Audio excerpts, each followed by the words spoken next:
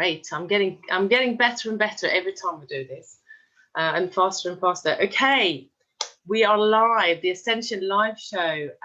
Very, very happy to have you here. Very happy for everyone to join us, whether you're joining us through Zoom or whether you're joining us through Facebook. I am absolutely delighted to hold the space here for bringing guests in to raise consciousness and to bring more light into this world. So I'm Jenny Lyon, and my mission with this show is pretty much what I've just said, to bring more light into this world, to educate and inspire more people to come on to their awakening path, and also give a lot of knowledge and clarity to what is actually going on with us on an individual level, and what is also going on in the world as we are going through this vibrational shift. So I hope that you all feel excited about that topic, because I am. Okay, it's a little bit of housekeeping. What I normally do is we have the interview, we're talking to our guests and have some really interesting deep conversations, hopefully, and afterwards for about sort of 10 minutes I allow for questions. So for those who are joining on Zoom, if you could please put all your questions in the chat box or the question and answer, whatever feels easiest for you. We will attend to all the questions in the end. So as they pop up and you feel inspired to ask the questions, please do so. On Facebook, just drop your comment below underneath the video, and I will attend to them separately as well in the end, together with my guest. Okay, so we are going to bring on our amazing guest, and I'm going to do the technical thing here and make Steve a panelist. Great. So we're going to do this here. There we go. Now, so we should see his amazing face now. There it is. Okay, great. See if you can, let me see if you can talk. Actually, I'm just going to there we are. Yeah, it's working. Great. Very good. Hi, Jenny. Hi. Thank you for coming online with us. That's my pleasure. Yeah, I've been actually really feeling the energies of today's show, not just because there's lots of interest, but it feels really expansive and just really great. So thank you. Yeah, I'm excited. Yeah, good. We have some shared friends in is it Nicholas and Almira. I just actually finished the light body surgery training. Oh, you have finished it. 18 months of the training. Amazing training, actually. Yeah. I'm not sure what I do with it, but I am incorporating bits of it. But it's just such a body of work that I'm still sitting with it. Amazing. So did you just finish it now, or you? I finished it last week. That was the last module. Wow. And I know you've done it already because Almira's mentioned your name. Yeah, I finished it. I mean, it's amazing. I think what happens is the upgrade that you get as a light worker or a channel is tremendous. It's amazing. Yeah. So very sort of powerful transmissions. It's great. Oh, I've had all my circuits tweaked and various bits done. Yeah. You know, backpacks optimized and everything. You're optimized. We're speaking gobbledygook to those probably who are listening, but we have a shared. We know what we're talking about. Yeah, we like the optimizing of everything. Yeah, it's very good. When did you finish your training? So I finished in 2000 and hang on now, 18? No, I finished 2017. Yeah. And then I did the extra modules in 2018, I think in April. Right. So there's some extra modules. So I think you will probably be invited to those as well. Yeah. All right, also amazing. Okay. Yeah. Okay. So great. I'm just looking at this. A few. Hello, somebody's saying keep the gobbledygook going. Yeah, we like the gobbledygook. Yeah. And then get into the fifth dimension as quick as possible. Okay. Let me open up the chat good, box. good. Well, it's good to have a laugh. So yeah, great. So thank you, Steve, for coming on. Now, some of the people that are watching they already know you. They are probably already following you. They are probably already very immersed in your amazing transmissions that you have on YouTube, etc., etc. So, but there might be some people that don't know you. Yeah. So I'd like you to just explain where you coming from. What happened? You came into life. What's your background? I was born into an averagely neurotic British working class family. Great. Who I thought were completely balmy, but I realized now I realize they're just kind of averagely neurotic. Looking at all the people I deal with and some of the crazy families that they come from, Starseeds, which we'll talk about later, are born often into bloodlines which can be challenging. So I was born into this family, and I didn't really get their values or their ideas. I was born in the late 50s as the 60s was emerging, and there was all these kind of TV programs of beatniks and flower power, and I just thought this was amazing. All these kind of wonderful programs were coming, magical, bewitched, and all of this. I remember my father disapproving of me watching Bewitched. He thought it was not suitable watching for me, which I didn't understand at all. I loved all the magical stuff. And as a kid, I was drawn very much to superhero comics and Doctor Who and all these kind of futuristic and way out stuff. It was a way of accessing something I didn't understand, I think. And I used to, really love comics. I had friends who would just pass me their comics. Avid reader. And just the idea of interdimensional travel, which was Doctor Who, wasn't it? Yeah, amazing. All of that. And I was young enough to watch the very first episode because I was about 5 or 6, I think, watched the very first episode. So I was just totally gone with it. And so I grew up. And then as a teenager, Star Trek, and it just was like, wow. And I had our first color TV was Star Trek with those red beams that would go out of their phaser guns. I was like, wow, scarlet beams going out of phaser guns. You felt kind of at home. Yeah, I was at home. And yeah, totally. But I was growing up in this world where it felt like I felt a bit different. And I think it's quite common for Starseeds to feel a bit different. And I kind of started to have the feeling I needed to hide parts of myself from my family and also from the school system. And at a certain point, I think it was my teenage years, I started getting really drawn into alternative stuff. And martial arts felt a kind of respectable way of getting drawn into energy work and all of that, yoga, macrobiotics. Mm-hmm. But I had the feeling at a certain point I had a choice to make, which was one of those choices I think a lot of us face. Am I going to be normal or not? Mm-hmm. And in my family, it felt like being myself was not an option. So I decided to be normal. So I kind of gave up all of this and I went and got a normal job in the city in banking. And I tried for 10 years and I got married and I had 2 children. And I did try normal for a long time until I think in the 80s, the light was getting stronger on the planet. There was the harmonic convergence and all these things, which I had no idea about. And I was feeling this intense pressure on myself and my life. And in the late 80s, it was so strong, I wanted to leave the planet. It felt like there was no way forward. I wanted to leave the job. I said to my now ex-wife, I can't bear this work anymore. I felt like a round peg in a square hole. I want to leave. And then she said to me, you've got responsibilities. So that meant, no, you can't do it. You can't do it. So I just thought, there's no way. I just felt a life of this life just going on and on and on, just felt terrible. So I pressed the eject button. And as I was leaving the planet, a voice came into it wasn't my voice. We have voices. Mm-hmm, mm-hmm. And it wasn't a voice I'd ever heard before. And it said, there's hope. And I was like, I'm laying on the bed going, there's hope.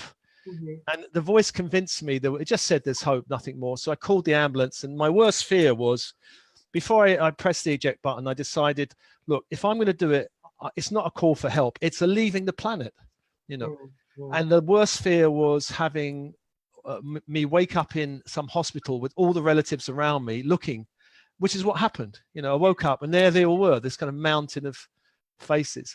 And I was like, oh my God. And that started 10 years of psychotherapy, which is slow and painful and it's regurgitating it and and not then releasing. I found my father died in 1991, and that woke me up to some extent. And I started finding spiritual teachers, and what I was looking for as a teenager couldn't find. I suddenly started finding in my late 20s, Saturn return type of time. And it was amazing. It was like one teacher pointed to another and a book pointed to another. It was just my first experience of synchronicity. And I was just like ecstatic.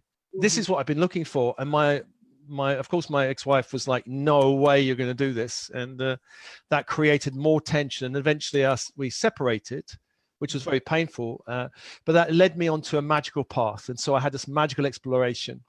On the practical side, I left banking and I went into local government, and I spent 10 years there doing a kind of middle management job. Again, everything else in my life changed to spiritual, but there was this job of, you know, and I knew I had to leave it, but I was kind of scared. It was the last thing, like, well, how am I going to make money doing any of this stuff? So in the end, I asked the universe, should I resign? And I got this message on the back of a t-shirt, Nike, just do it, you know, the tick. Yeah. And that was your answer. My ego said, you are not going to seriously resign because of that t-shirt. And then I saw the same message within the next 2 or 3 minutes, and I resigned. And that started me on a whole journey, which led me to my next job, which was Alternatives, which is a big spiritual organization in London. And I joined that and became a director in 2000, and was a director for 13 years. Actually, it was an amazing experience, the most amazing experience. I mean, it's incredible. It's an incredible place, you know. Yeah. Incredible. So, you know, I'm sure that really expanded you in so many ways. Oh, it did. And then in 2010, I got a very strong, 2009, I got a strong message that I should leave. And I was like, oh no, I'm not going to leave.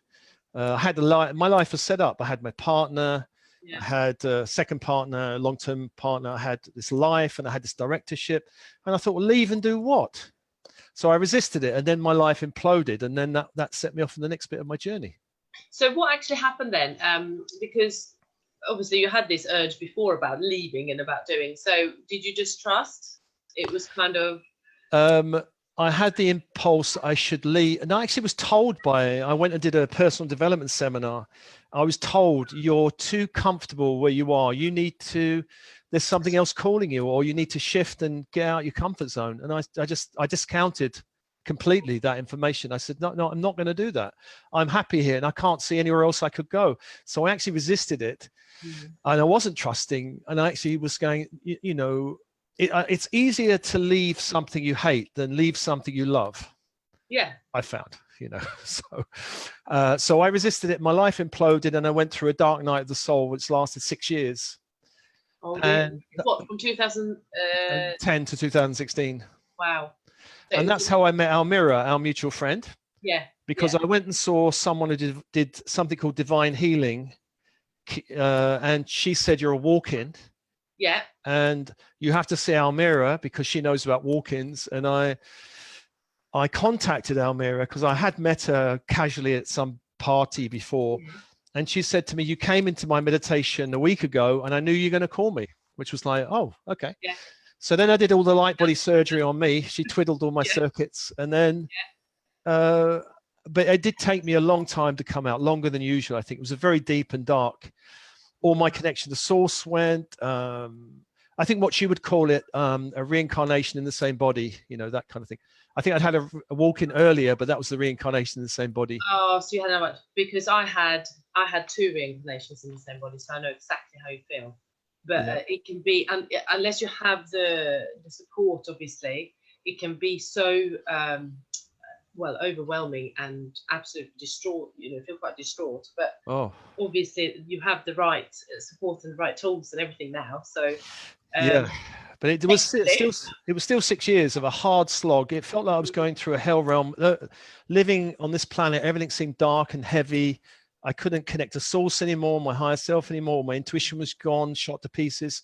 So I was really at a time where I really needed intuition. I didn't have it.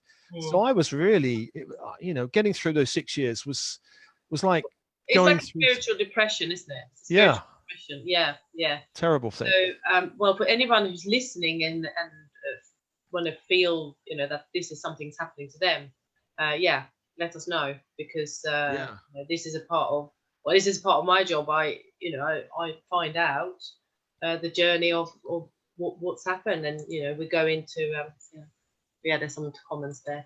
To actually identify what is going on, so that you can get the right integration and the right tools, so you can get on with your mission, really. Absolutely. So if you're going through that, contact Jenny. You can check me out as well. But Jenny, yeah, I never contact Steve or myself, but it's you know, it's something that we help with, because so many people get lost through this and they don't actually understand what's happening. It was the same for me when I had my reincarnation in the same body, which was when I was 23. I didn't find out what actually did happen to me until I was 34. So for like 11 years, I integrated it. I got on with my life, but it was really quite tough. And then when I found out, it was like a massive relief. So we don't want people to wait for 6 or 11 years. You don't have to do that. No, that's not. We wait for like a few weeks, months, and then that's it. And then we'll get on with the integration. So you don't have to wait that long. No, you don't have to wait that long. But then at the point, I didn't have the support, and you didn't know either, obviously. Well, I had a lot of people around me, because I was working in the spiritual world for so many years, but nobody understood what I was going through. I think Almira was the first really who kind of had any inkling. And Nicholas with me, same. Yeah. So I remember reading on the website or the RSV what it was, and I went, "Oh, that's me. Yeah. That's what I had 11 years ago." And then we went through the process, and I was like, okay, weight off the shoulders, fine, get on. Yeah. I felt like being dragged under a ship, under the barnacles or something. But on the other side, I started waking up in a new way, and I got the message, teach Ascension and Starseeds. And I was like, whoa, what are you talking about? You know, whoever that is. What is that? It's great someone's telling me, but I don't know about that. And but the message, but I realized I'd resisted, and that created me in this dark night experience. So that wasn't a good idea to resist. So I said, all right, I'll do it. So I taught my first workshop. 30 people turned up, terrifying, because I knew enough, I suppose, to get through it, and I downloaded enough techniques to get through it. But you know, I was on a fast learning curve, and the last 3 years I've been really learning and putting out material and learning more about what stops people from awakening, how they can align with the higher energies on the planet, what's going on in the ascension process, because I didn't really know. When I woke up, I knew something dramatic had happened, but I didn't know what it was. And so I had to kind of really find out quickly what works for me. How do I get on track? What is my track? Is this what I'm here to do? And now, in the early days, I started putting out these transmissions as a kind. The earliest one I did was a goddess transmission I had in Greece. Some ancient energy contacted me, and I was a bit wary putting out a goddess transmission because I haven't got a womb, you know. You're not goddess, you're God. Well, I did it, and people seem to like it. But now the channel's got about 46,000 followers. So I know I'll go on it often. I like it. You know, it's like whatever. Yeah, I really like it. No, that's great. So really a message here for those who are watching is actually resistance. Feel it, but do it anyway. Yeah, don't resist it. Feel the resistance and go, oh, okay, let's just do it anyway, because that's obviously the right way forward. Because if you stay in resistance and not move, we feel very upset and depressed, and just it's not good. That's worse than to move through. So yeah. All resistance is futile, says the Borg. If you're a Star Trek fan, you can't. Do not. I mean, resistance is normal, and I think the bigger the step you're asked to take, the bigger the resistance of the ego. It's natural. Yeah. I just think that's natural. So, and my approach to resistance is to embrace it, to understand what is the resistance, because there's different forms of resistance, from confusion, apathy, fear, self-doubt, I'm not worthy, you know, all these, or I'm not capable, or I don't think what I'm being asked to do is possible for me anyway, all these things. So the nature of resistance is different for different people, but resistance, I think part of the ascension process is upgrading the ego and upgrading the ego's resistance or self-attack or self-criticism. That's just part of it. Yeah, soften it, really. Yeah. And making the ego feel loved, because the journey of self-investigation, as soon as we go deeper and actually investigate what that resistance is, and bring it to the conscious mind, that's when we start going, oh, okay, and actually it starts feeling easier then, because the subconscious mind is no longer hiding it and kind of trying to make it, make you feel stuck. It's come up to the conscious, and you feel, okay, well, I have a bit of control over this actually. So, yeah. which is great. The ego becomes our ally, which is not the case at the early stages. No. In the early stages, the ego fights the higher self. Of course. But later there's a kind of unification, and the ego goes, all right then, why not? Yeah, exactly. And I think the more we work on ourselves, and the more we allow to just open up and investigate and clear, it gets easier as well, doesn't it? Because in the beginning it's a little bit of a few layers to get through before you can kind of get into the core. But yeah, so I just try to, I want to really inspire people to say, look, if it feels a bit heavy, just keep on going, because it will release, feel lighter as you go. Yeah. Definitely. Do you not find that, Steve? Oh yeah, the more I got comfortable with the journey, the more I started trusting the journey, the more my ego relaxed. It's ego relaxation, really relaxed. Then the more I was able to go into energies of peace, serenity, trust, flow. But when the ego's fighting, there's always this kind of 1 minute feeling elated, next minute feeling, oh my God, I'm being deluded, and it's all natural. That's a natural process. It's a roller coaster. The best thing, I think, because we all have this, I have it, but I identify it, and then I go, okay, well, let's clear it. Let's just get calm, and then just sitting with yourself actually really helps, because just declutter, take away the distractions, and then you just allow the ego relaxes, and you connect to yourself, and it's like, okay, it's okay now. Yeah, and we go up the vibrational ladder, so to speak. We can we start vibrating at higher, whereas most people on the planet, the power versus force idea, you come across that, I suppose. Most people on the planet are coping and existing under the 200 vibrational scale level, and then but when you start on the spiritual awakening, we go above that. We leave lower energies of fear, jealousy, envy, resentment, disappointment, and we go up to courage is the pinnacle. I've had enough of this. I'm going to change something. My life is going to change. We start going up into higher levels of vibration, and actually the default platform, it goes higher, so we don't actually come down into these lower levels, because you can't create your reality. You can't be on a magical path of service as long as you're vibrating in these lower states of survival or fear or competition or conflict, really. No, absolutely. And also what I find sometimes people come into my community and they are desperate to then, help others, but they may be really ill or have some other really significant, blocks. And I'm like, we've got to work on that first, because if you are in a fear state or worry or anxiety and all these other things, it's really very hard for you to keep serving at a higher level than yourself. You can't really. Yeah. So it's very important to love yourself and help yourself, right? So this is just my experience and what I see, but I'm sure you see similar things, Steve. Yeah, acceptance, love yourself, faith, trust. Yeah. And they sound like just wonderful words, but on the path they become practices. There has to be a faith, there has to be a flow, there has to be the world. I think somebody mentioned in the chat box something about the mirror. The world, in all magical systems, the external world is the mirror of the internal world. So as our internal world shifts, the external reality shifts. We start finding more flow. We start finding more synchronicity. The right people start coming in. We don't attract narcissists and all the rest of it, or crazy stuff. But on the path, even though there's flow, there will be challenges. And the challenges when we're awakening is meant to activate our inner resources and gifts. It's not meant to block us anymore. It's not a blocking thing. So the path, we can tell that reality is a feedback system, which is what the mirror is. So we can tell, how am I doing? Well, how's my reality doing? rather than I feel good. Well, how's your reality doing? You know, how's your relationships? How's your work? How's your money? How's your home?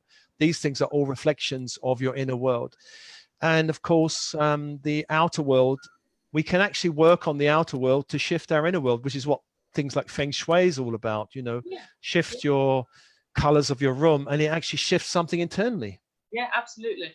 I think it's to pay attention to both. Obviously, it's imperative, because it's even like if you feel abundant and joyful and happy, you will bring more of those people into your life, and experiences and opportunities and all those things. And then if you also make your room lovely, like you just said, you know, I love the browns and the golds and that, and I just makes me feel really grounded and happy. So I'm sure that is, you know, affecting my status, you know, how I'm feeling. For sure. Yeah, absolutely.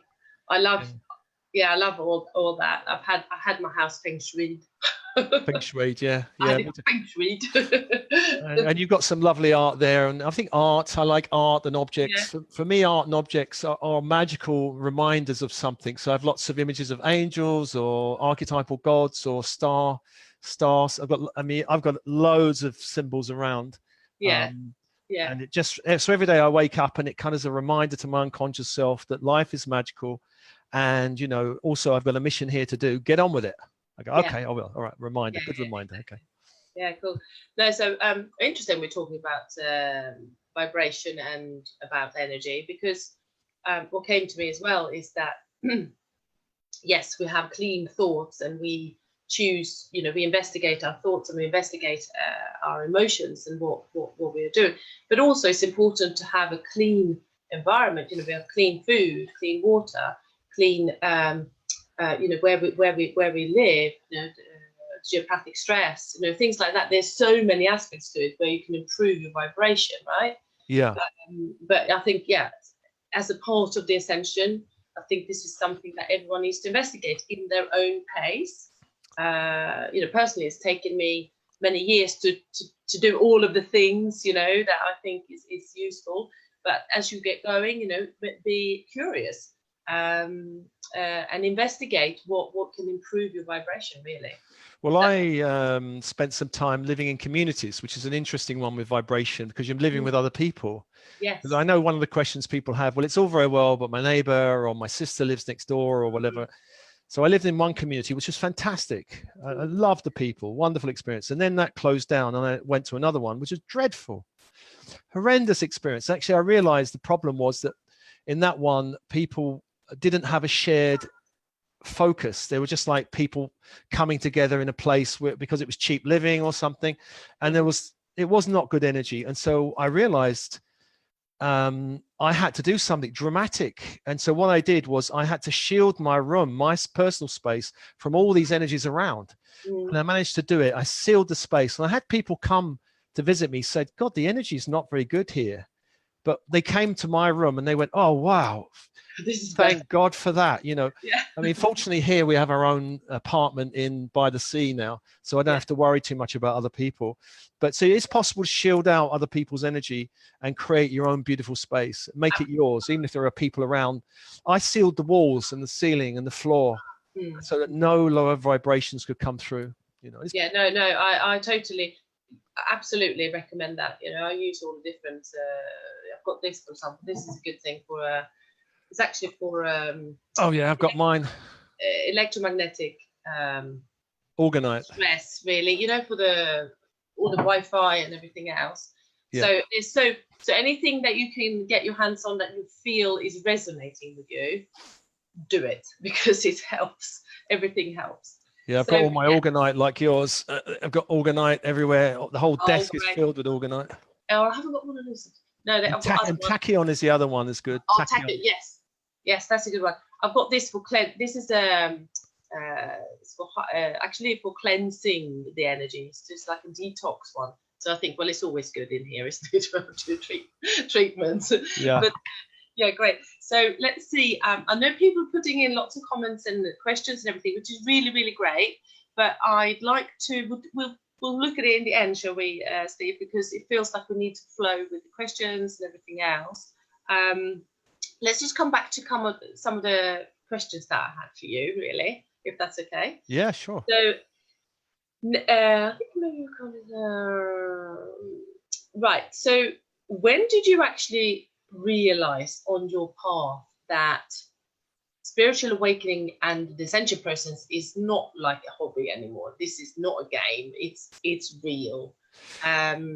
Because if we look back, the spiritual awakening has happened gradually, hasn't it, for the world, for the civilization, but becoming more of a completely open subject in the last few years. So tell me about your realization. So when I found what happened for me was, it was kind of a weird way I found it. My father passed in 91 and I started finding healers and teachers. And then I found one particular teacher called Jill Edwards who did something called Living Magically. She wrote a book on it. She was a psychotherapist, psychologist who found spirituality, had a massive awakening. So as soon as I started training with her, I realized this is serious. This is something really, really important. I didn't know why it was important, but something to follow. And my marriage unraveled within probably 18 months. And that was it. My whole life was dedicated very, very quickly. So I did intense workshops, intense trainings. I started volunteering alternatives in early 95. So and then I jumped ship from my job in 97. So but it was a rapid shift. So everything in my life shifted into the spiritual path. Everything. There was friends, books, leisure time, everything was shifting, And and then I became a director of alternatives, which was another big shift in my life. So then my whole life 24/7 was, I remember when I became a director, it felt like day and night, the energy, I was holding the energy of the organization all the time. It was quite an interesting experience, really, of feeling I'm holding this thing and it was running through my body and energy field. And then when I had after the 6-year dark night and I started waking up, I realized I had a new mission. That's the whole reincarnation in the body thing. So I had a new contract, new mission. And that mission was really around reaching Starseeds. So now I think I'm reaching about 45. I mean, maybe more because I've got lots of connections on Facebook and other places. But let's say I reach 50,000 people at the moment. My mission is to reach at least 100,000 Starseeds over 5 years. I probably will pass that because I've been through the dark night. I've been through a loss of faith, thinking this world was going to pot. Maybe it will end. Maybe the dark side has got hold of it. And maybe this whole thing of the new age I've been misled. I went through all of that. And now I've come on the other side, realizing it's okay. I've been through the darkness, but the dawn is here. A lot of people are still not sure, actually, that the world is okay. They're not sure that they are safe. There's a lot of starseeds in the spiritual closet. A lot of people are hiding still. And they're hiding because this planet has been a dark planet for a long, long time. And, they may have had other lifetimes of being killed for being a spiritual teacher or a healer or whatever, or even just shining the light. And now there's it's very common in starseeds. I find it all the time, of not being 100% sure it's safe to come out the closet. And I'm basically saying, it's okay. Yeah. They're frightened that the men in black are going to knock on their door and all this. And I say, well, look, if they really were, I think they'd come for people like me and you first, me and you first. Yes. They wouldn't come for somebody who's hiding.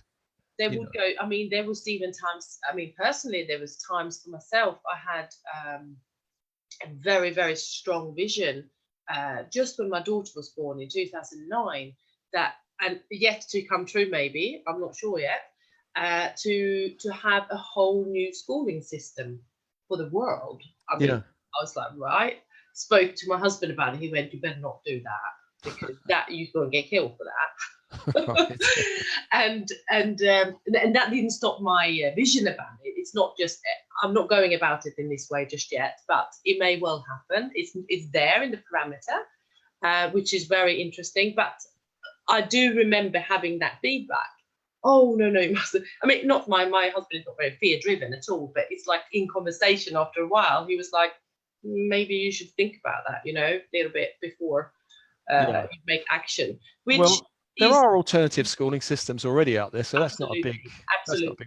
I think you'd probably be more danger if you was a holistic doctor living in America. Yeah, because they seem to be bumped off for some, pharmaceutical companies or whoever's doing it. There are some professions which are still dangerous. I think if you were as a free energy technology scientist for a while, that was dangerous. So, obviously the dark forces are still targeting some people, but there's so many people waking up that's not really a worry. No, and I think if you're involved in other parts of the system where the dark forces have a hold, and you then become to bring more light into it, that's maybe not so good. You're probably kind of coming out of that and just do your own thing. It's a lot easier to get away from those systems. If you're in a dark system, trying to change it from the inside, that's very hard, almost impossible. Hard work and a little bit uphill. Very uphill, which is why the whole phenomenon of whistleblowers is coming out, which is a starseed phenomenon, I think. That there's a lot of starseeds, mostly, not all, but a lot of them are actually leaving the system and going, do you know what they're up to? And they're wobbling the system very badly. This is indigo children, right? As well, really, if you'd like to classify. Indigo, crystal, rainbow, there are all these different layers of names. Really warrior type. Warrior, yeah. Care, just right, I'm just going to do this because this is the truth, right? Yeah. While as the evolvement, like the rainbow and the crystals, they become finer in their they're easier competition. Yeah, they're not so feisty. Like do you have an indigo child, do you think, or you don't know? I think my daughter is crystal, but she's a little bit feisty. Definitely crystal, absolutely, the child, and my son. He's also a little bit feisty, but I don't think not this rebellious feisty that some of the indigos have been known for. But absolutely. Oh, I did raise an indigo stepson for 10 years, and that was a challenge. I mean, he's doing well in the world. He's fine now, but they will, they'll still, because they were sort of like marking, carving the path for the new children, weren't they, really? And they needed to have this really warrior type energy to be able to cut through.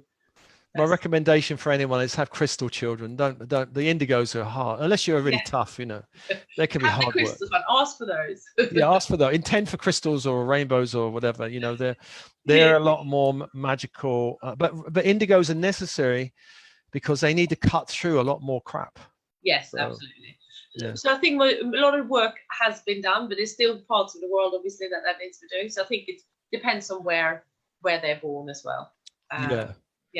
Now, what I think I'd like to talk about actually the starseeds and a little bit the technicality around it, because I'm very intrigued by the different types of soul types, if you like, that come in from different galaxies. Just tell me just talk to me about that, because people are very interested, where am I from, and can get a little bit sidetracked because we're from many places, but we have primary connections. It's a bit like, imagine you've got a bit of an accent, so I'm not sure exactly where you were born. Swedish. Okay. So imagine you're born in Sweden, but you go and live in England for a while, and then you go and travel to Africa, and then you go to Australia for a bit, and you have all these connections. But you're born, but you might feel really, really a strong connection with one or two of those places, but you have connections with many. So starseeds are multidimensional. Their nature is multidimensional. They haven't really forgotten it. I mean, they go through the birth canal and it kind of go asleep for a while, but when they start waking up, they start remembering lots of different dimensions and races. The most powerful or the most known ones and it's very common for Pleiadian, because I think that the Pleiades have a very strong karmic connection to the earth. So there's a lot of Pleiadian souls here. And I feel very Pleiadian, by the way. Actually. You are? I feel very Pleiadian, but then I think you can have maybe sort of 70% of that, and then sort of 20% of something else. Well, Pleiadian, the DNA of humanity, I think, was actually the Pleiadians actually lent their DNA, I believe. So way back, the missing link and all that, we made the evolutionary leap. Mm-hmm. But there's lots of other races have been very involved with the Earth. Sirius and Pleiades, there'd be Vegas. There are a number of systems which have kind of visited the Earth. And also there are races which are, you could say, negative races which have visited the Earth, and that's why humanity is in the state it is now, because of a conflict many years ago, and humanity was basically unplugged. And that decision was a conscious decision. Let's explore being unplugged, you know, separation from source and all the rest of it. So the DNA was unplugged, and the chakra system unplugged, and the multidimensional nature was unplugged, and now that's being plugged back in. But starseeds are the first to awaken on this planet. They're drawn to spiritual practice, spiritual awakening. They wake up spiritually. They have awakening. They go through the awakening process. And other connections would be Arcturus was a very strong one, but there's many other dimensional. There's many races. There are loads of races. It's a bit like Star Trek, you know, on the holodeck, with loads of races, you know. But Pleiades, Arcturus, Sirius, these are the main players. Also, starseeds may have strong connections to angelic realms and archangelic Elohim forces, you know. So starseeds come here, and after a while, it's not easy at the beginning to know, but after a while, they feel stronger connections to some energies more than others. It's a bit like past lives, you know. If you say, where have you been? You might have a strong connection to Egypt or Tibet, but you've been to many places, but some have a very strong resonance. So starseeds are wanderer souls, and as they wake up, they start getting connected to by these star races. So I am still connected to by, like, you know, star races, angelic forces, guides, beings all over the place, and I kind of lose track because they kind of change around, and they're different teams, and so I just kind of go, I just open and go, what am I here to do? Steve, like often when I have downloads, they come. The team that I have with me, they are definitely either Pleiadians, or because the way they look is like, it's not a master, it's not an ascended master, or it's not an angelic you know, energy. It's more of I just know it's from somewhere else. And I had this is some years ago, I think this was close to my reincarnation in the same body. I had an immense strong longing to go home. That's home, right? So it makes me feel almost emotional. I have integrated so well, so I don't have that strong longing anymore. It's more like that's a beautiful kind of connection, making me feel all loved and supported, but it was a painful longing before. So that's the big difference. So I don't know if that's something that other people also experience. I think not wanting to be here is very common. The Earth is not our home is very common. I don't belong is a very common starseed feeling. I'm the black sheep of this family is very common. I wanted to go home, Steve. I mean, honestly, it was just, now it's not like that. It's fully here. I'm on the mission. We're doing it. It's all right.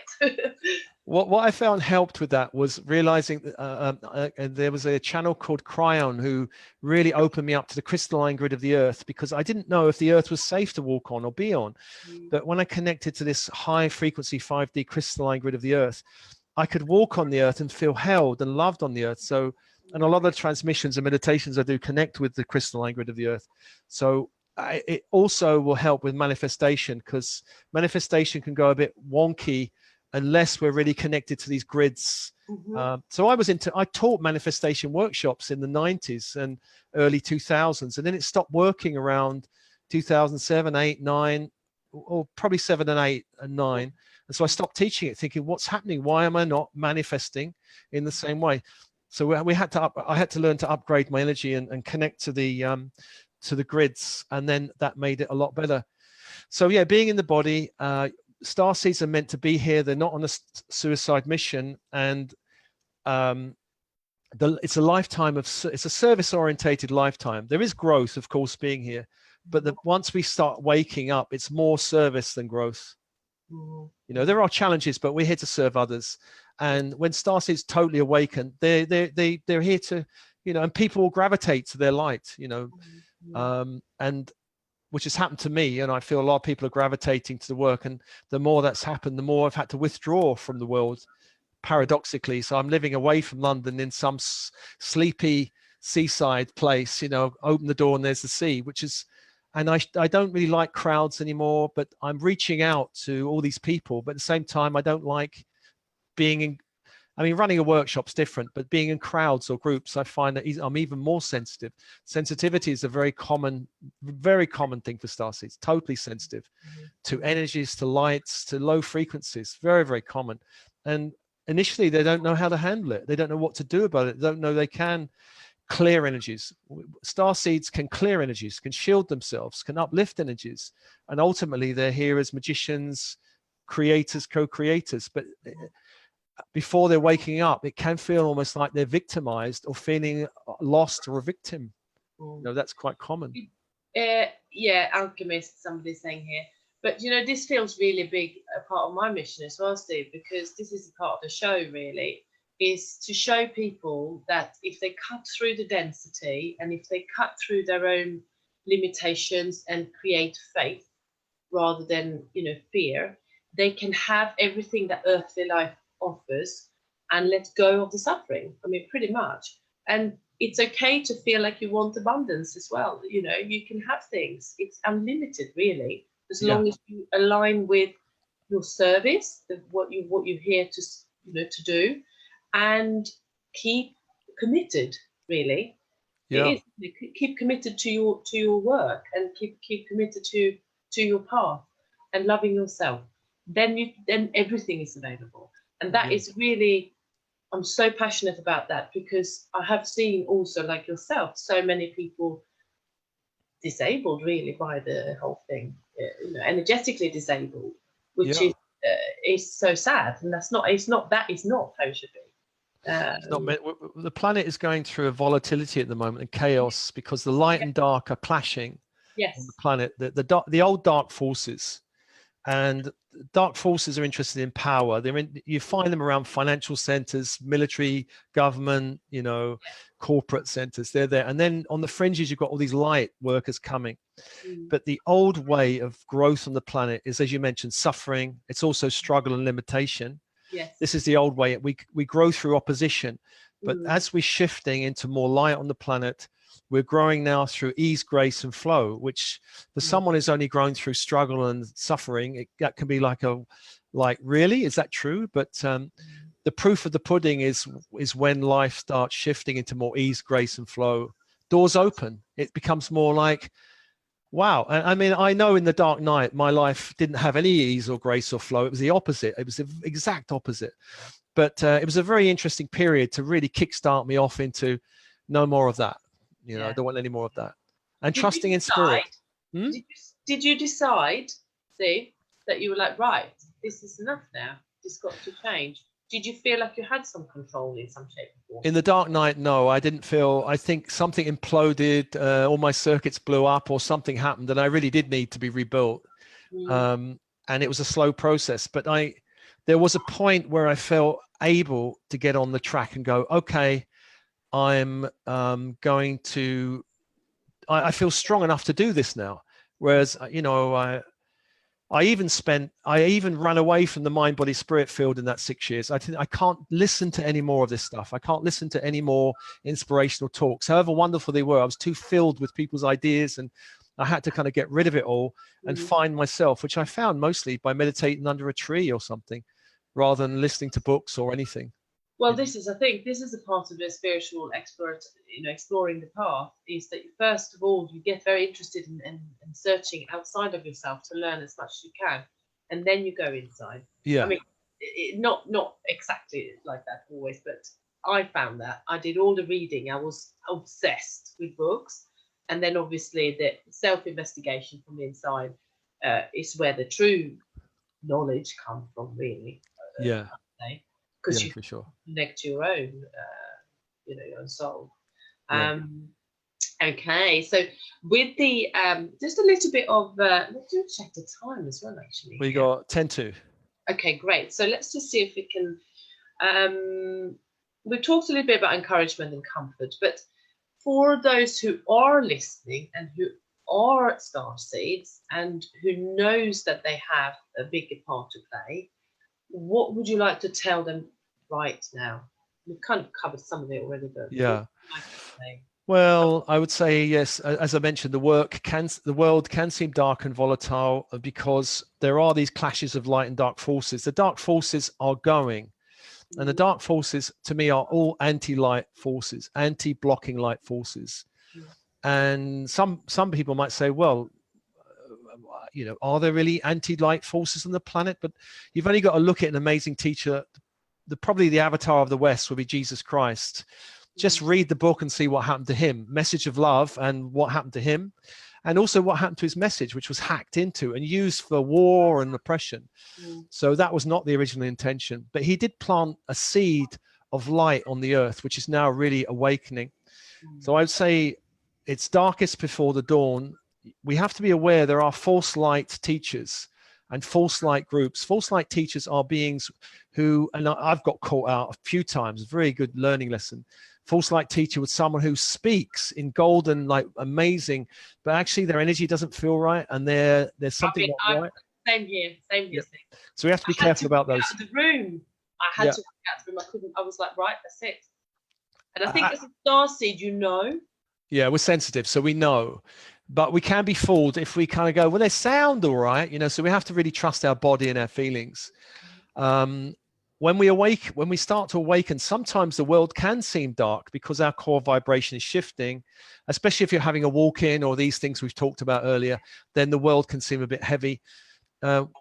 Even though it hasn't been safe for light workers to be on the planet for thousands of years, because if you're a light worker, you'd be killed basically, or you had to go into hiding. So even though it hasn't been safe for thousands of years, this lifetime it is safe. Not only safe, but necessary to shine and express your authentic light, authentic truth. It's time to come out of the spiritual closet. It's time to connect in a more powerful way with Source. It's time to connect with your soul mission. And even if I've got no idea what that is. No one has any idea. You didn't probably have any idea. I didn't. I had to find out. But yeah, I didn't. And you got that old thing, like if you throw a can down an alleyway, you'll see what's down there. You have to go out and try. And it's not just about meditating and asking your higher self to tell you. It's about going into the world of action and going, what am I here to do? What am I here that's calling me? What do I value that's really important? Where's my strengths? Where's my gifts? Where's my dreams seem to want to take me? What challenges have I had that I've overcome that I can help other people overcome? So these are all the things. Starseeds are not meant to sit on the sofa and just contemplate their navel. We are here to help. So we help in two ways. One is by radiating higher light, which is a great mission by itself. But there's another aspect to it, which is we're meant to do something in the world. We're meant to head in a certain direction, take a journey. We're not just meant to radiate light from our sofa. I don't believe there are many people that are meant to do that. Even if you are meant to do that, someone who's an avatar like Amma, who's got a very particular mission. She's an Indian kind of guru, hugging mission, guru. She goes out and she reaches millions of people, just by hugging and radiating light. That's what she does. So we're meant to touch people. For many starseeds who are working in 3D systems or in 3D marriages, those 3D marriages or relationships will push you out, because you might try and do double backflips and, somersaults, but eventually vibrationally, the higher your vibration, the more those places will want to get rid of you, because there's a mismatch. So don't worry if your life changes. Don't worry if some relationships change. Don't worry if your corporate job wants to get rid of you. That's very common. Don't worry. That's part of the journey. Allow life to lead you where you're meant to go. And allow every challenge to uplift you. Every challenge is a gift. Trying to awaken gifts and resources from many lifetimes within you, So it's all part of the journey. We've got to get our hands dirty in the mud of the world as well, get our hands in there. Well, what I find is that most people that come to me, I can actually help them because I've been there myself. Yeah. So therefore, it doesn't just make it easier, but it makes it, you can connect to their pain. You can connect to where they're coming from. And so, yes, I got my hands dirty. So did you. Lots of other people out there doing the work are doing this. So for those who are just waking up, yes, try to connect to the faith and let go of the fear. Basically, that's absolutely. And what we're doing as a legacy for our family, maybe not our brothers, sisters, parents, or uncles, but our children and grandchildren are the ones who are going to greatly gain from this. Especially, you know, I'm a grandparent now. My children struggled with my journey, and now they're kind of looking at it going, oh, Dad, it's pretty cool what you're doing now. You know, they still don't understand it, but my grandchildren have got a great benefit because I can actually come to them with a life lived and a journey that I can share and resources I can offer them that I couldn't offer them if I was working in some bank. No, exactly. And didn't do all this stuff. You know? So we're meant to become resources for the bloodline, our grandchildren and those down the line. And the work, when we do the work, we clear the bloodlines because bloodlines can be very heavy energies. Absolutely. And we make it easier for, like, your daughter. You know, it might be a lot easier for her children in the world because of the work you've done. Exactly, absolutely. And also what I found, Steve, I'm sure you found this as well, that every time I work on myself, it improves my whole family. I do have work on my children sometimes if there's something I think is not right, but I do find that. And also, I've been on an ancestral clearing journey for the last couple of years, and it was going far, far, far, far back in my ancestral line in Sweden. A lot of raw sort of poverty, a lot of, you know, it's cold, they had to eat salted meat. There was times there was salt coming out of my, you know, cells because of that's how they preserve the meat, you know? Right. It's amazing. So if we clear our life, how it is, it will obviously clear back and forward. And beyond, like my grandparents, both grandfathers fought in the First World War, and I had a lot of clearing around that, a lot of trauma in my body around that. And but there are resources on the bloodline, because if you imagine your bloodline goes back 100,000 years, so there might be blocking forces on it, but there are a lot of resources. You might have shamans on your bloodline, or healers, or very wise, or leaders, or, you know, community builders, or architects, or you know, all of these things. So we clear the bloodlines, but there's a lot of resources also, because those bloodlines are helping us anchor on the earth plane. Once we get past the heavier energies, you know, I've cleared a lot of mine. That's what I do with clients, anyway, clearing bloodlines. But always we reconnect them to the higher energies of the bloodline, because there's a lot of resources there. That's a new angle on it. I mean, that's really interesting. Do you have a process for that, Steve? Well, yeah, I mean, on my YouTube channel, there is a bloodline clearing process, but in one-to-one sessions, I clear the negative energies, which is usually more intense over the last 20 generations. That's where it's more difficult.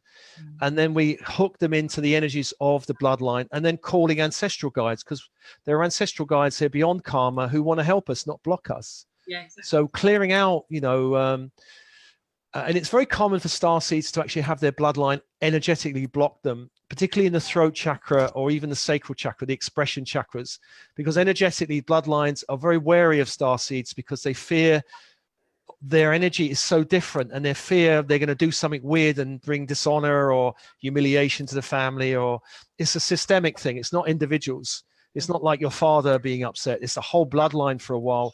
And we have to kind of work through that to connect with the deeper, more powerful energies of the bloodline. It's something I do in one-to-one sessions. Maybe it's something I could do more in groups or webinars, but I haven't really done that so much yet. No, that's really interesting. That's a new angle, because I'm so aware of the clearing, because I mean I can do it myself with divine healing and stuff. But yeah, no, it's really interesting. Now, should we do some questions? Oh, okay. Yeah, I'm thinking. Yeah, because I think that was quite comforting for those who are listening that may feel that they. Let me see here. So I'm just looking through now, Steve. Hello. Yes. Someone says, I just saw you in New York. Yeah, I'm doing a workshop in New York, and probably I'll do one in Portland as well. So if any of my American friends want to come along, I hope to see you there. So I'm just looking through the comment box first here, Steve. There wasn't really any questions there. I think the questions might be in the Q&A. Okay. Meditations, Seattle, yes, Portland. They're talking there. So that we got some Americans. Okay. Now, should we... So Susan is saying, I understand that there are a variety of physical symptoms that starseeds experience in awakening.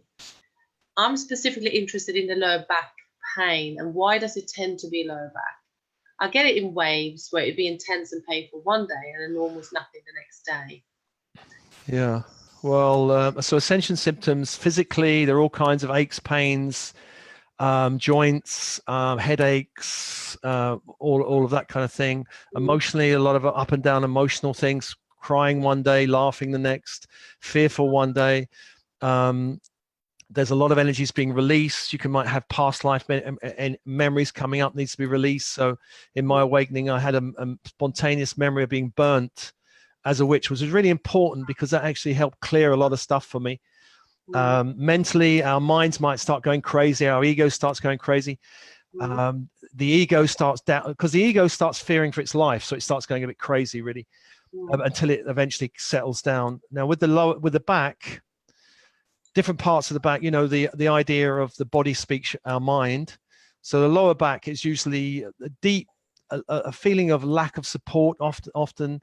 And if you're in a family where you felt they don't understand me, nobody understands me in my family, my friends don't even get me, there might be a sense of not being supported. You might even have a sense that spirit is not totally supporting you as it should be doing. There might even be something from past lives coming up where, because in the process of evolutionary process of humanity came from a 5D experience, the Murian and Atlantean, and then it descended down into 3D. And a lot of people are holding a feeling of, I've been abandoned by spirit. Yes. So it's very common. And that feeling of abandonment by spirit, I don't trust spirit, I'm angry with spirit, can also manifest in the body. How do I know I can trust spirit? It abandoned us thousands of years ago, just left. And my conscious mind didn't understand it. Why should I try? So all these things can come up. So a sense of trust, a sense of support. It might be worth finding really supportive friends, groups, looking at belief systems and stories around I'm alone or I am supported. The universe also look at the childhood, right? Also look at the childhood, how supportive were you? Yeah, family, your family. Did you feel like unwanted, unloved? The program, for some people, it's like I'm not wanted, not just I don't belong here, I'm not wanted. And so a lot of families don't even want, maybe even Starseeds, there was an attempt to abort, by parents, who knows? So I don't know. It's a very general answer, of course, very general answer. But it's support and trust, I would say. Yeah, absolutely. Now, Tash, I'm just conscious of time. Not. I know we can run over a little bit, but I'm just thinking, everyone, there's loads of questions, and there might be some on Facebook as well, so that's good. So Tashi says, if we wouldn't have the veil, would we understand the human experience? Do we need this experience to be of service? The experience of forgetting. Yes, I would say. Well, it's just the way this 3D place is, that very few, well, now it's happening that beings are waking up more awake. So you're getting the experience of children more awake now because the energies are shifting. So I've seen kids who are just incredible, what they know and what the kind of wisdom. But in my time, the planet was just too dense to come in and go, hello, I'm awake. It was dense. And I'm not sure, you probably are born after me, Jenny, but even then the planet was probably dense. Yeah, I mean, it was pretty dense when I came around. But I mean, the things that my son comes out with, he's 4. Yeah. It's like what an adult would say. He said, well, why did you look at me that way when you were saying that? Like, he would like read my emotions as well as my speech. Yeah. And he's 4. And I'm like, I am really sorry that I wasn't present. I really understand. I'm very sorry. I mean, obviously, I can tune in exactly what he means, but they will say typically things that are very. I think so. It's just the density of this place is not something we can have. We volunteered, before the mission coming here. We knew this was a dense place, and it's not something we could just get. Now we can only get rid of the density once we come into the body and wake up. And of course that could be a difficult process, but as we're doing it en masse, Starseeds are doing it and it gets lighter and lighter. So an example would be, I used to go to Glastonbury for years. I started in the early 90s. Glastonbury wasn't always easy, and the the ley lines were tampered with, all kinds of black magic and weird stuff on it. But people have been clearing it and healing it. And now it's so much lighter and easier to be there. Yeah, it's very easy there, actually. Yeah, and that's what the planet's like. So yes, it would have been wonderful if I'd been born into a higher frequency planet, but the planet is dense. It's had a dense karmic history and we have to bust through it. So, you know, that's something we couldn't alter until we come into the body. So starseeds are like light viruses. We come into the body, we're born into density, and we, like viruses from the inside out, break the darkness with the light. But we have to be born into the darkness to break it. We can't be outside the darkness and send it love and unicorns and no. We have to be in it and bust out. Yeah. Now, there's an anonymous question here. So this person is saying, I am a starseed.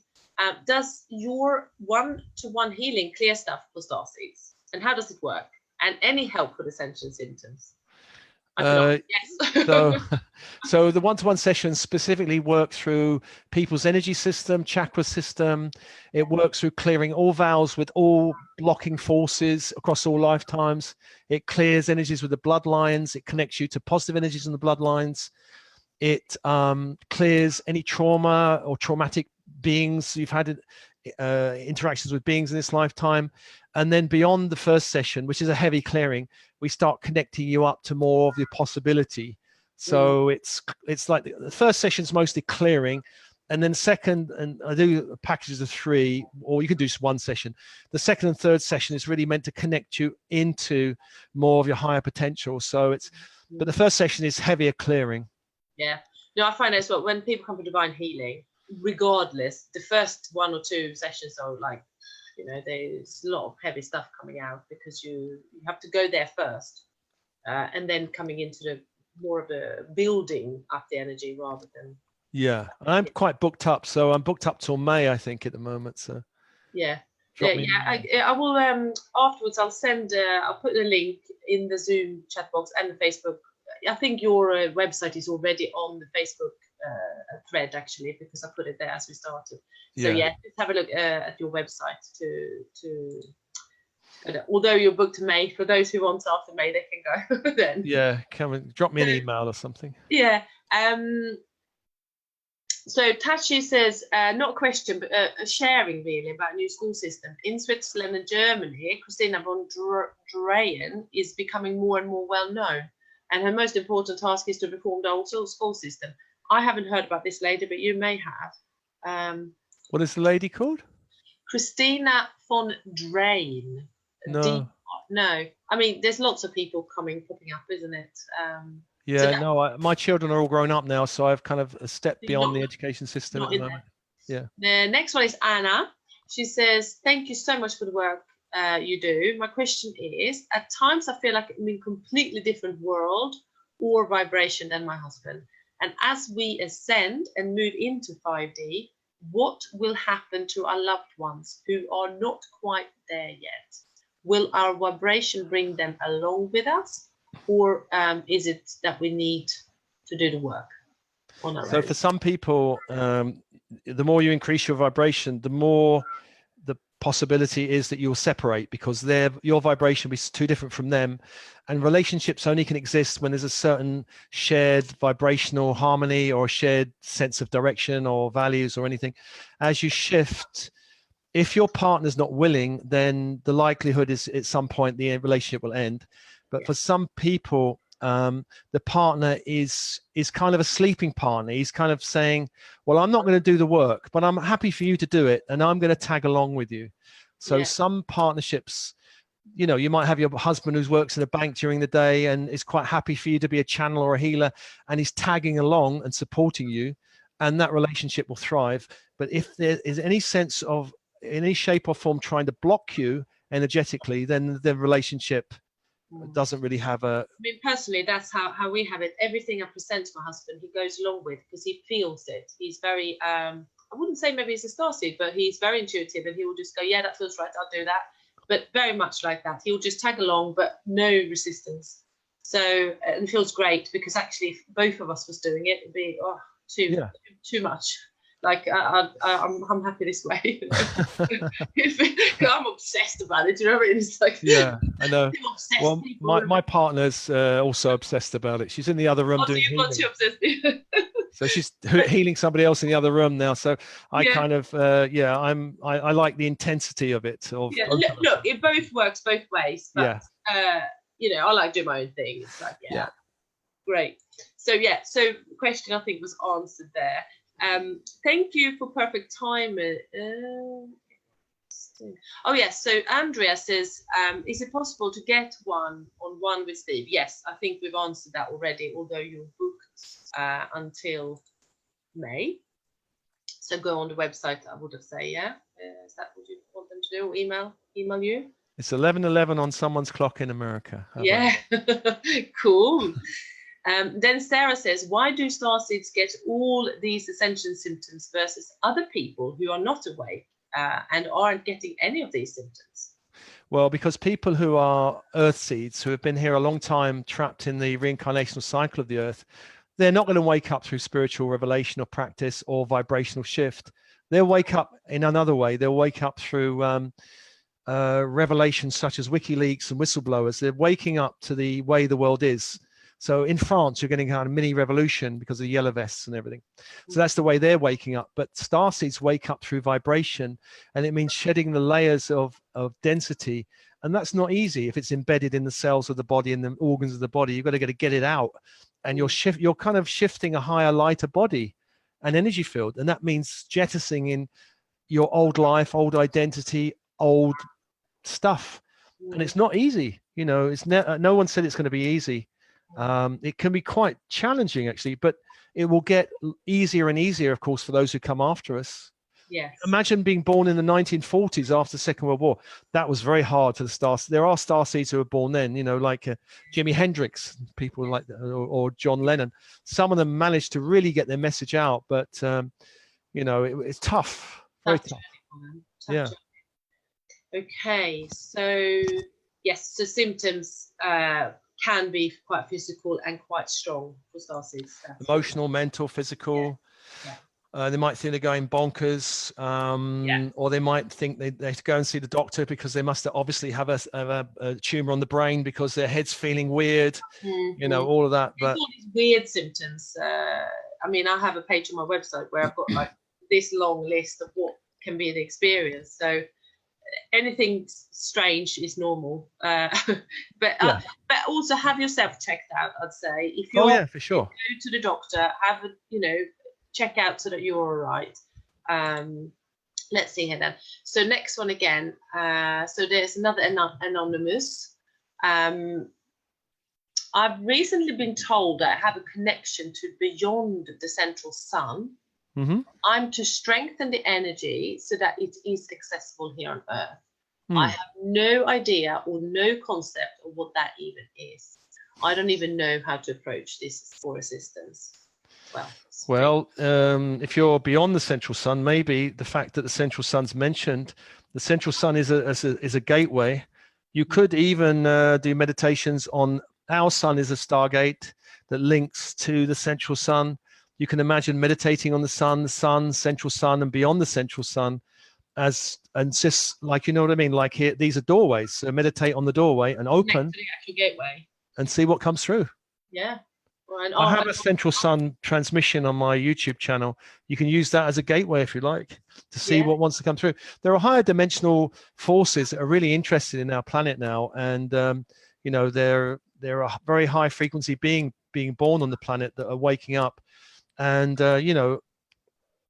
imagine being connected with beings from the 5th dimension, 6th, 7th, 8th, 9th, 10th, 11th, 12th. They're very high frequency beings, and it takes time to really adjust your 3D, physical set to attune to what do you want from me? Tell me.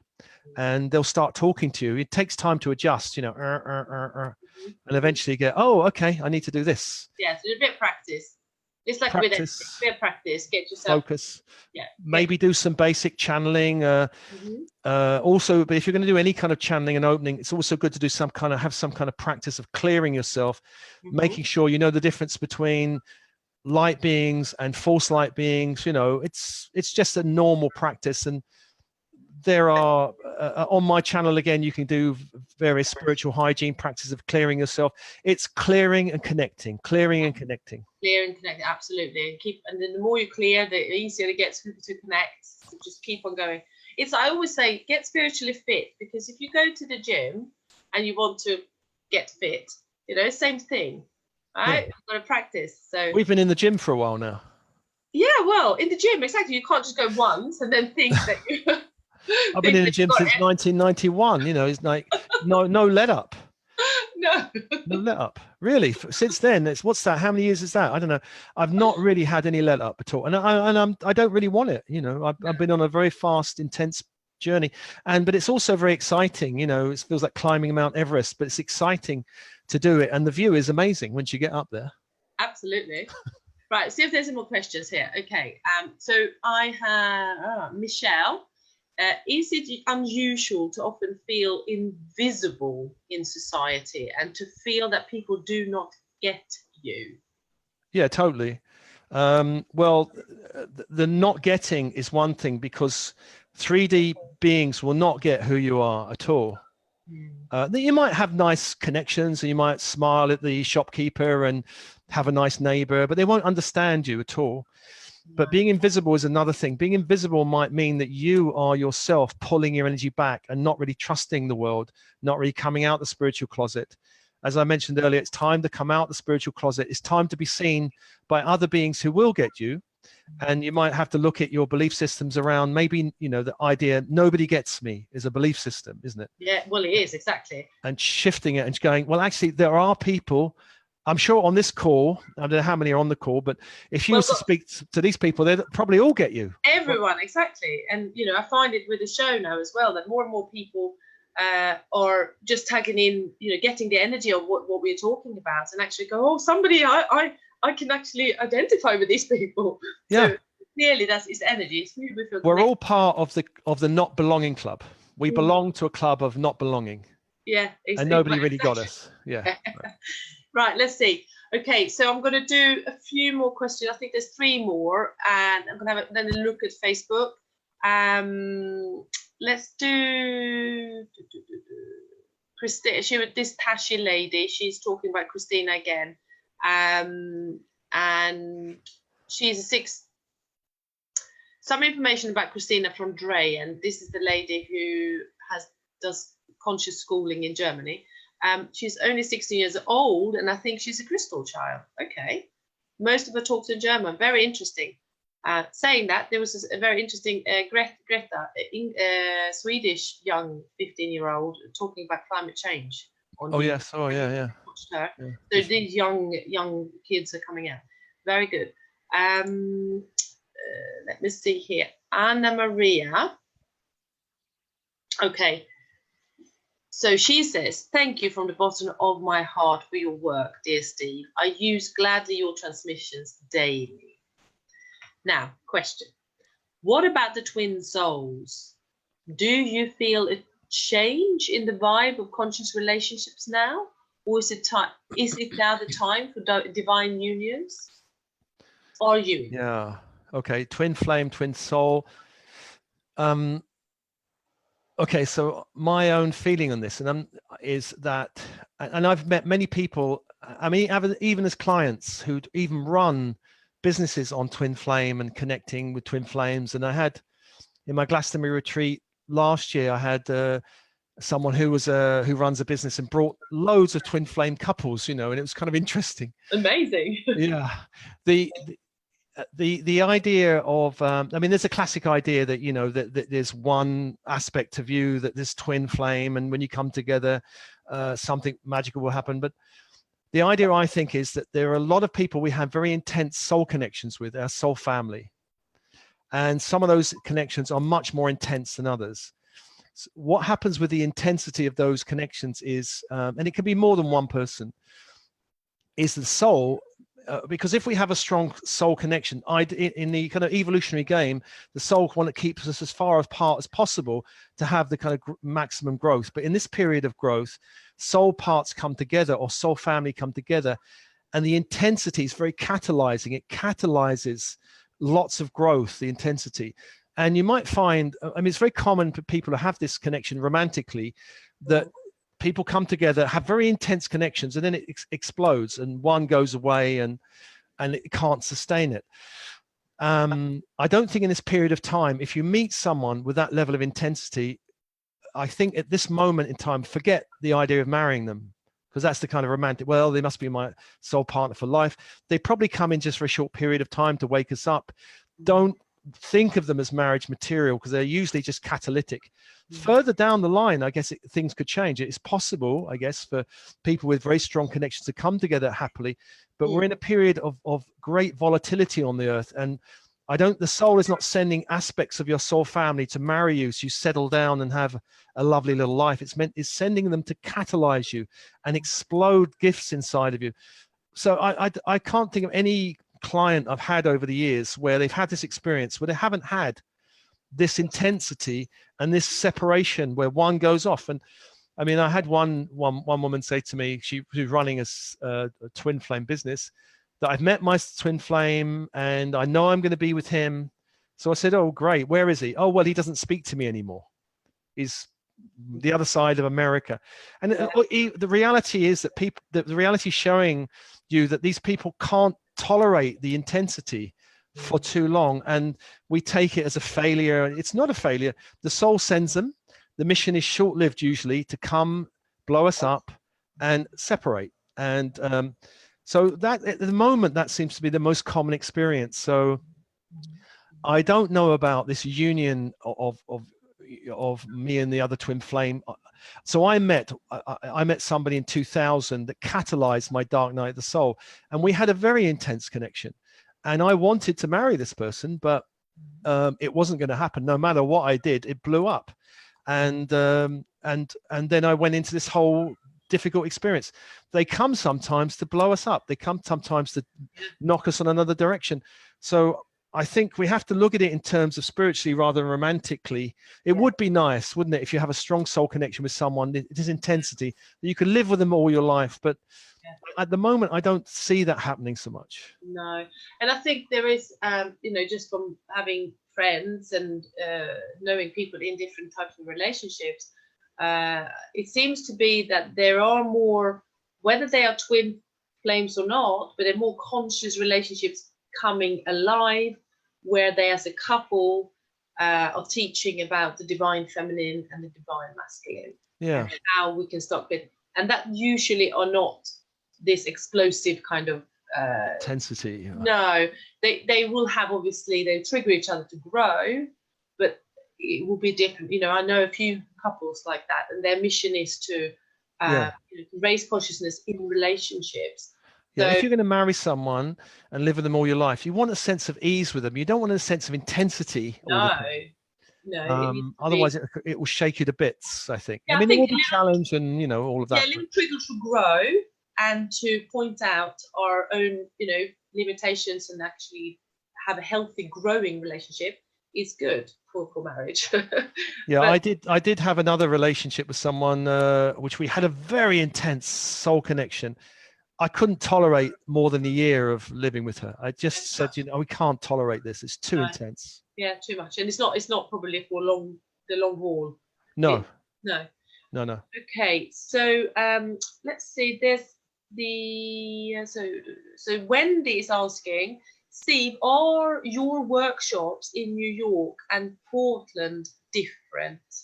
I don't know yet. Actually, this is a question I haven't worked out, because I could make them different, but I'm not sure if people would travel to both, because they're both sides of states. If people would travel, then I'd make them different.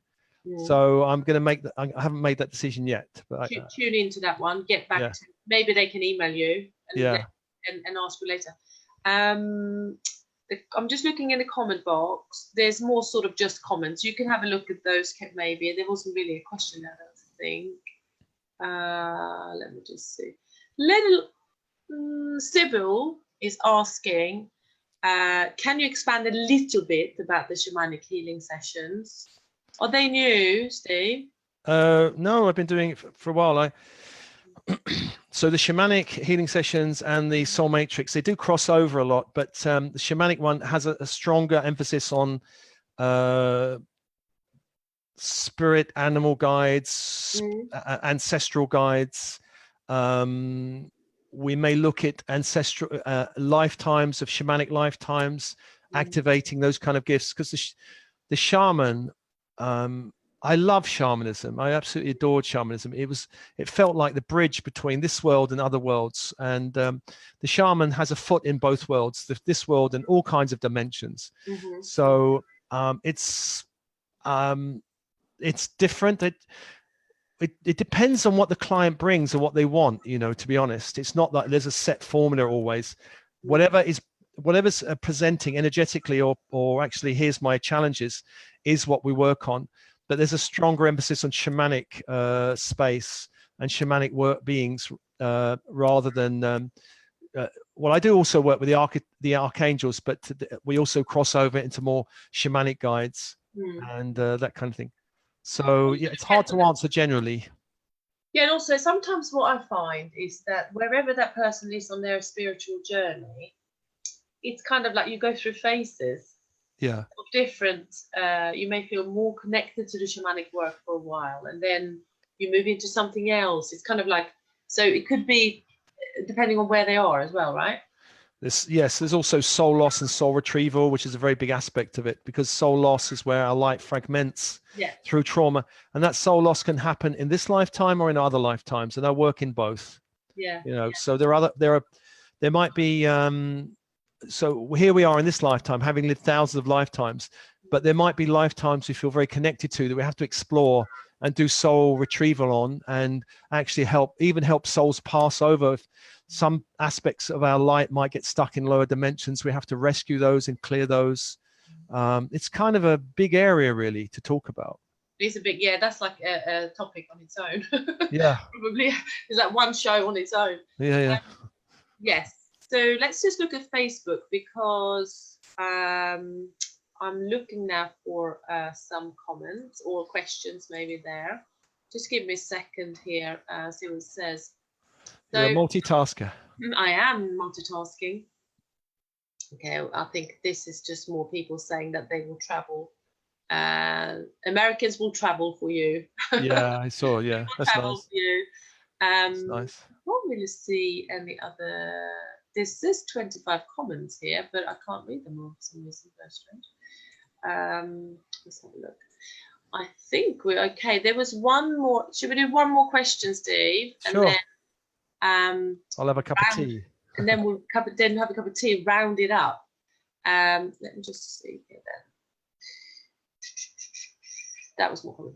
Okay, so it's a question again from the anonymous person. And it says here, there's two questions there, but let's just do one of them, because otherwise it will be a very long, too long probably. Can you talk some more about the walk-in? Not certain I am one. And are there two souls? Braiding, rotation, some other arrangement? Many inconsistencies and many inconsistencies within me. Thank you, and namaste. Well, you might be able to answer that one, I think, Jenny. What is kinds of a walk-in? Well, I think with the walk-ins, they come in as a completely new soul to take over the body, and it's an agreement that has happened previous. This is a soul agreement that has happened, and it's not against your will. There is the reincarnation in the same body, which is where the soul sort of leaves to the higher dimensions and get a higher contract, come back in. You still feel familiar with your family. You don't feel completely alien to them. As with a walk-in, you could potentially feel very alien to everyone and everything around you. So it's not as strong, but it is strong. Then I've heard about the soul rotations, where there's almost like the facet of the soul. Imagine it's like a diamond, and the facet of the soul is like one reflection you've been living up to now, and then the facet, like the rotation happens, and that can then start affecting your DNA and actually the way you feel and look about things. But you feel familiar still with your surroundings because you are still the same soul. So that's kind of the rotations. But I think sometimes when the integration happens, it's very confusing, because with the rotation, I believe that it happens gradually. I don't know what your take on that is, Steve. Well, having been, I think I went through a walk-in in my early 30s. I think when I tried to leave the planet, a walk-in happened. It seems like you still have the physical body and you still have all the memory, but you get a new emotional body and mental body and soul contract, and so that can be very discombobulating. It almost feels like, who am I? What am I doing? And that was my experience. And the reincarnation in the body, which I had, was a very dark night of the soul type of experience, where you get a new soul contract, but it's almost like it's not an easy process to get there, because the soul contract might be a much bigger one, and you might get a much higher aspect of yourself coming in, a much more higher frequency, higher dimensional aspect, maybe an 8th or 9th dimensional aspect, which can be very hard for the body to integrate. So I haven't really experienced soul braiding or soul rotation, so I can't comment. I know some of the theory of it, having gone through the course, but yeah, I don't know personally. But having been through it, it's not an easy. And one of the reasons people have these walk-ins is because if you're a higher frequency soul, you can't come through the birth canal of a lower frequency mother. You know, my mother, I would have aborted probably a higher frequency. So you get the body's grown, and then you kind of come in. It's much easier, isn't it? So yeah, much easier to go through. Yeah, exactly. Yeah, so hopefully that's answered the question of the walk-in question. There is one left, but there's so much to be said on that one, Steve. I think we need to stop. I can copy and paste that one, and I can maybe, this anonymous person may want to email this to you. Can you see the Q&As, Steve? I can see the chat, but it goes down so far. I think I'm missing some that I can't see. You can't see the Q&A. I can only see down to 6:25, 28 for some reason. Yeah, me too. Oh no, I think that is finished now. No, in the Q&A, I think it's only me who can see it. Oh, okay. I will ask this person to email you this instead, because it's just very long. It will take a long time to answer it. So, and I'm sure you're happy to do that. Yeah, sure. Yeah. Okay. I don't think there was anything else on Facebook. Let's have a look. I see. Okay, I don't think there was any more. No. Okay. Great. Okay. Lovely. So, and if there is, Steve, we can answer them afterwards anyway on Facebook. Yeah, sure. Yeah. Okay, so thank you so much. Thank you. Very happy to have you here. And for those who would like to connect with Steve, please go to the www.thesoulmatrix, isn't it? Or if they just put in thesoulmatrix.com, that will take them there. Thesoulmatrix.com. And everything is available there, isn't it, Steve? And YouTube is just Steve Nobel, Nobel. Yeah. Yeah, exactly. And if you want to find me on Instagram, I love Instagram. It's Steve Nobel 101. I really do like Instagram these days. Yeah, Instagram. Yeah. Yeah. I love your posts where you put your whatever you want to say on the post, and then the image, whatever you find inspiring. Oh yeah. I'm doing it in the bath. I'm doing it in cafes. I kind of like the creativity of it. Yeah. That's how I do my Instagram posts. I never plan them, and then just go, oh, I need to put this out, and then I'll just put it. Okay. Right. Okay, so thank you, Steve. Thank you, everyone, for watching. Really great. For those who didn't turn up, I'll send you a replay. And for those who turned up, they will also get the replay. So wonderful. You won't miss it. Okay, great. Thank you, Steve. Thanks, Jenny. Thank you. Bye. Bye-bye.